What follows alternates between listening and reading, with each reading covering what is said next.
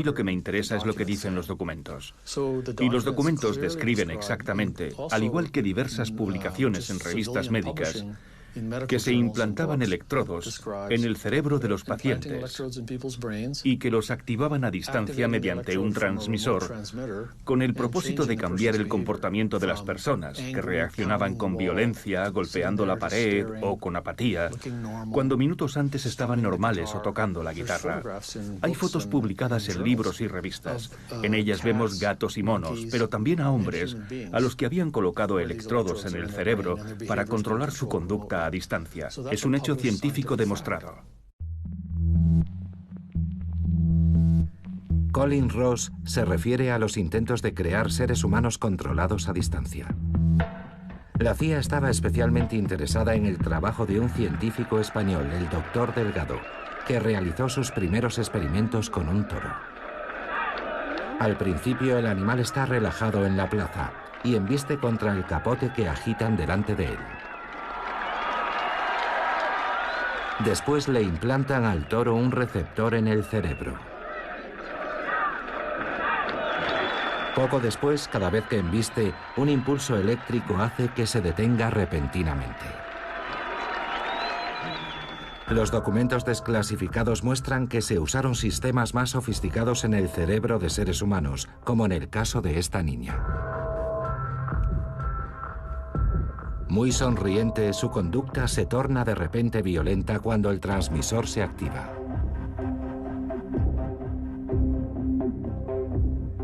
Pocas veces se había alcanzado semejante grado de crueldad.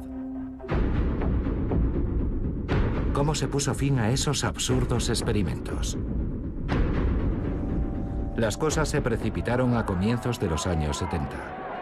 En 1972, el escándalo del Watergate siembra el pánico en la CIA. La agencia había destrozado todos los códigos éticos y su director, Richard Helms, no había informado al presidente de lo que se tramaba en sus laboratorios. En 1973, Helms ordenó la destrucción de todos los documentos relativos al programa MK Ultra y también que se pusiera fin a los experimentos. Dimitió inmediatamente después. En 1974, el presidente Gerald Ford juró su cargo. Quería saber todo lo que estaba pasando y se centró especialmente en la CIA. En 1975 puso en marcha la primera comisión de investigación. Pero todo se complica cuando los responsables de la agencia llamados a declarar, como el Dr. Lasbrook, mienten, evitan las preguntas o minimizan los hechos. Habíamos oído decir que se podían conseguir grandes cosas gracias a la hipnosis.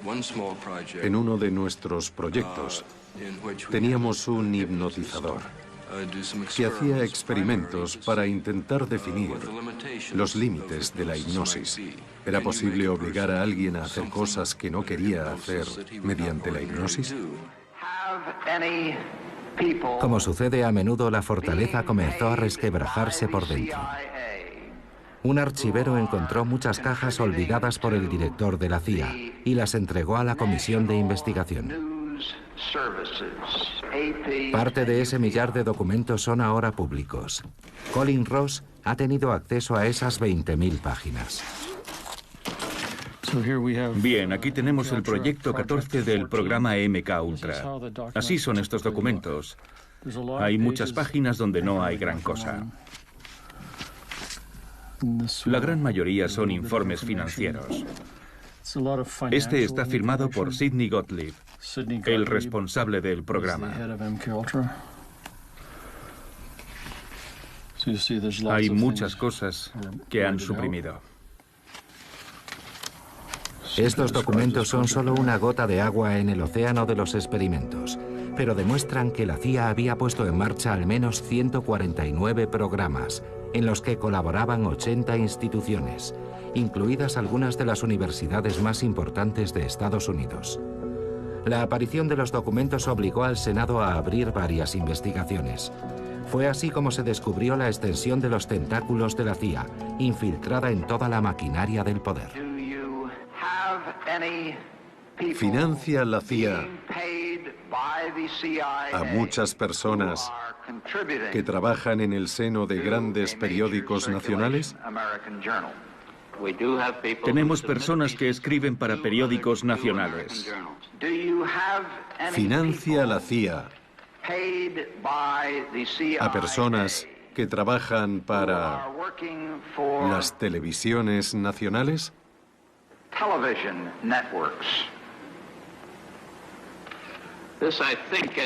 Preferiría hablar de ese tipo de detalles en otro contexto. Richard Helms, el hombre que siempre prefirió la oscuridad a la luz, tuvo que dar explicaciones públicamente. La persona que había dirigido los proyectos más nauseabundos mostró una indiferencia repugnante. Si poseemos armas bioquímicas o químicas, efectivamente, estas pueden ser usadas de forma ofensiva o defensiva. Cuando dice de forma ofensiva incluye obviamente el hecho de matar personas, ¿verdad? Efectivamente, tienen capacidad para matar si se utilizan para eso. Todo está ahí, sin límites. Misiones ilegales, secretos, intimidación, acoso. Richard Helms lo pasó mal, pero no se presentó ningún cargo contra él. Justificó sus actos en nombre del interés nacional. Una actitud que volvemos a encontrar en James Kepchum, el psiquiatra militar. Cientos de exsoldados traumatizados por sus experiencias le han demandado, pero él sabe que no corre ningún peligro. En Estados Unidos, quien actúa en nombre del Estado se encuentra protegido. Yo me sentía muy feliz con lo que hacíamos, orgulloso incluso. En aquella época obtuvimos resultados. Pienso que el precio mereció la pena. Pero el ejército decidió repentinamente alejarse de algo que podía levantar críticas en muchas partes del mundo. Prefirieron no arriesgarse. La negativa a aceptar responsabilidades por parte de James Kepchum y muchos otros científicos no ha conseguido desalentar a las víctimas más militantes. El 3 de octubre de 1995, el presidente Clinton, harto de esa historia, pide disculpas públicamente. Habían pasado 23 años desde que se cerrara el programa MK-Ultra y más de 40 años desde los ensayos nucleares. Miles de experimentos gubernamentales tuvieron lugar en hospitales, universidades y bases militares de todo el país. En demasiados casos no se pidió ningún acuerdo formal. Ocultamos a los americanos los efectos de aquello a lo que se sometían. Y más allá de las propias cobayas, ese engaño también afectó a sus familias y a toda la nación. Los experimentos se mantuvieron en secreto y fueron ocultados no por razones de seguridad, sino por temor a un escándalo.